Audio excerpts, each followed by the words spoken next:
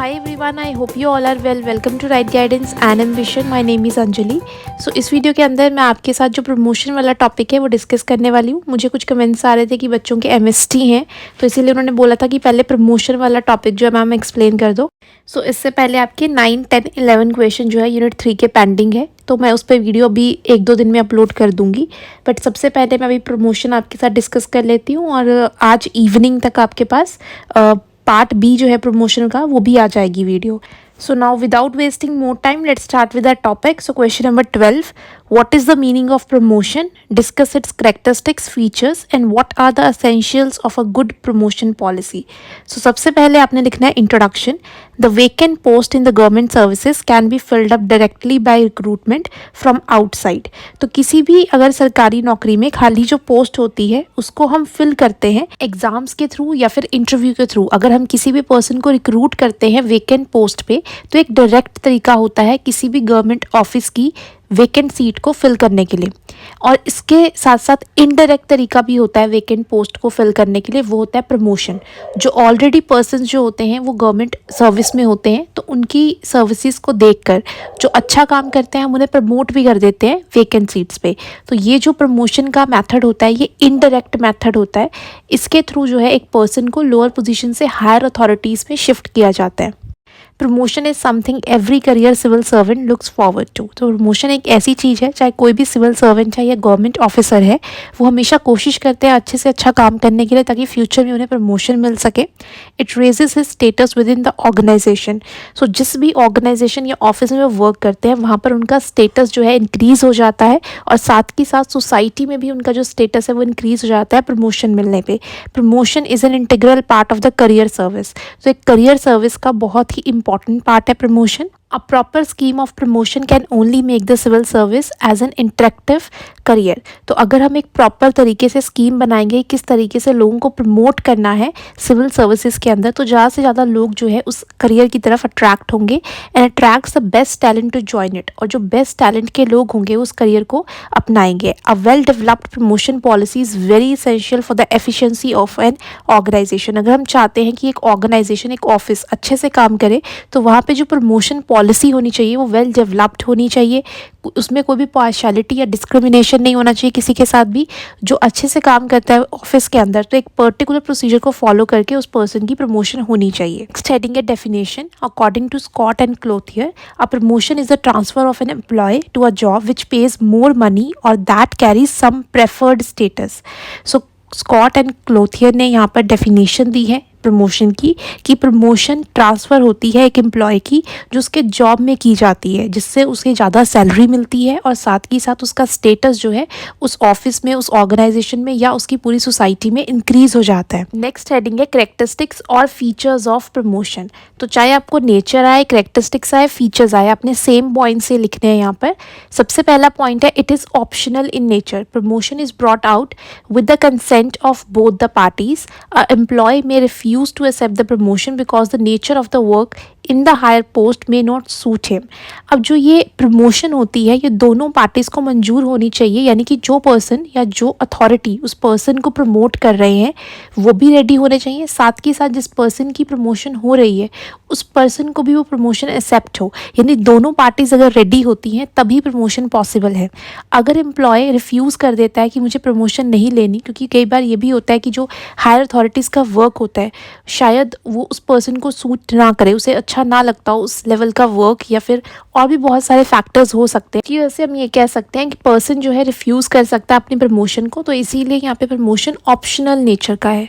Second point, governed by rules. Executive can frame instructions regarding the principles to be followed for promotion. अब यहाँ पर जिस भी तरीके से एक पर्सन की प्रमोशन होगी उसके रिगार्डिंग रूल्स एंड रेगुलेशंस और गाइडलाइंस प्रॉपरली फॉलो किए जाने चाहिए. ऑर्गेनाइजेशन के अंदर अगर किसी भी पर्सन की प्रमोशन होती है तो उसके अंदर जो प्रोसीजर हो, जो रूल्स रेगुलेशन हो वो सेम हो सबके लिए. Third point, promotion by a competent authority. The appointing authority is only competent to issue promotion orders. अब यहाँ पर एक अथॉरिटी होती है जिसके पास ये पावर होती है कि वो ही प्रमोट कर सकते हैं किसी भी पर्सन को। तो यानी कि जो अथॉरिटी होगी उसके पास ये पावर होनी चाहिए, उसके बगैर कोई और पर्सन प्रमोशन नहीं कर सकते हैं। Fourth point, considered a fresh appointment. Appointment through promotion is a new appointment. It is a substantial alteration of the earlier contract of employment which is brought about by consent of both the parties. के through जो appointment होगी उसे new माना जाएगा और जिस भी person को प्रमोट किया जाएगा तो उसका पहले का जो भी कॉन्ट्रैक्ट होगा, जब वो अपनी उसने जॉब ज्वाइन की होगी उस टाइम पे भी उसका कोई कॉन्ट्रैक्ट हुआ होगा उस ऑर्गेनाइजेशन के साथ, तो वो ऑल्टर कर दिया जाएगा, उसको चेंज कर दिया जाएगा और उसमें लिखा जाएगा कि आज के बाद ये पर्सन जो है इस पोस्ट पे प्रमोट कर दिए गए हैं. तो यानी कि हम ये कह सकते हैं कि पुराने जो भी कॉन्ट्रैक्ट होंगे जिस भी ऑफिस में या जिस भी पोस्ट पे वो वर्क कर रहे हैं वो चेंज कर दिया जाएगा और उस पर्सन को न्यू अथॉरिटीज़ में शिफ्ट कर दिया जाएगा. तो इस तरीके से इसे हम कह सकते हैं कि ये फ्रेश अपॉइंटमेंट है जिसमें न्यू रूल्स रेगुलेशन और जो न्यू ज्वाइनिंग लेटर है उस तरीके से जो है उस पर्सन को रिक्रूट करवाया जाएगा उस नई पोस्ट पर. हेडिंग है essentials of a good promotion policy. एक गुड प्रमोशन पॉलिसी बनाने के लिए कौन कौन सी चीज़ें ज़रूरी हैं. सबसे पहला पॉइंट है promotion policy must be well planned in advance. तो प्रमोशन पॉलिसी को अच्छे से पहले से ही प्लान करके रखना चाहिए. किस तरीके से अगर हम प्रमोशन करेंगे फ्यूचर में तो उसमें कौन सी चीज़ों को फॉलो करके हमने प्रमोशन करनी है. Second point, line of promotion and rules of promotion must clearly laid down in advance. तो जिस तरीके से वो प्रमोशन करेंगे और जो रूल्स रेगुलेशन उस टाइम पे फॉलो किया जाएगा वो सारी चीज़ें क्लियरली मेंशन होनी चाहिए उस पॉलिसी में. Third point, adoption of the principle as far as possible that superior position will be filled by promotion. यहाँ पे it is very important कि superior positions को ही promotion के through fill किया जाए. Fourth point, instead of a single person, a board or a committee should be responsible for making promotion. किसी भी person की promotion करने के लिए एक person नहीं बल्कि एक कमेटी या बोर्ड होने चाहिए जिसमें काफ़ी सारे members जो हैं jointly मिलकर ये decision लें ताकि वहाँ पर corruption ना हो. Fifth point, a systematically accepted method of promotion must be followed strictly. और जो भी प्रमोशन का पॉलिसी होगी या मेथड होगा उसको एक सिस्टमैटिक तरीके से फॉलो करना चाहिए और स्ट्रिक्टली फॉलो करना चाहिए, उसमें ज़्यादा चेंजेस नहीं होने चाहिए टाइम के साथ.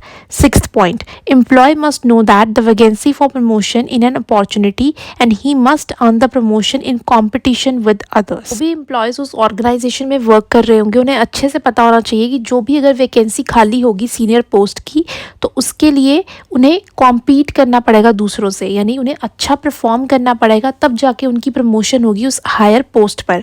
Seventh point, merit alone shall determine the selection of employees for promotion. So promotion करने के लिए हमें सिर्फ मेरिट बेसिस पे ही प्रमोशन करनी चाहिए, यानी कि उस पर्सन की परफॉर्मेंस और उस पर्सन का जो भी एक्सपीरियंस रहा है उसके अकॉर्डिंग जो है हमें वहाँ पर उसकी प्रमोशन करनी चाहिए. फेवरेटिज्म और नेपोटिज्म को अवॉइड किया जा सके. Eighth point, the provision of adequate means for डिटर्मिंग the relative merits of employees eligible for promotion. पे ये लिखा है कि प्रॉपर जो है प्रोविजंस होने चाहिए, हमारे पास प्रॉपर मेथड्स होने चाहिए जिससे हम एक पर्सन की मेरिट को डिटर्मिन कर रहे हैं. हम किस तरीके से हम लोग जो है ये पता लगा रहे हैं कौन सा पर्सन कैपेबल है हायर अथॉरिटीज़ के लिए. तो जो चीज़ों को यूज़ कर कर हम वो पूरी लिस्ट बना रहे हैं वो एक्यूरेट होने चाहिए, उसमें कोई भी फ्लॉज नहीं होने चाहिए. लास्ट आपका 9th पॉइंट है principle of seniority, merit and efficiency.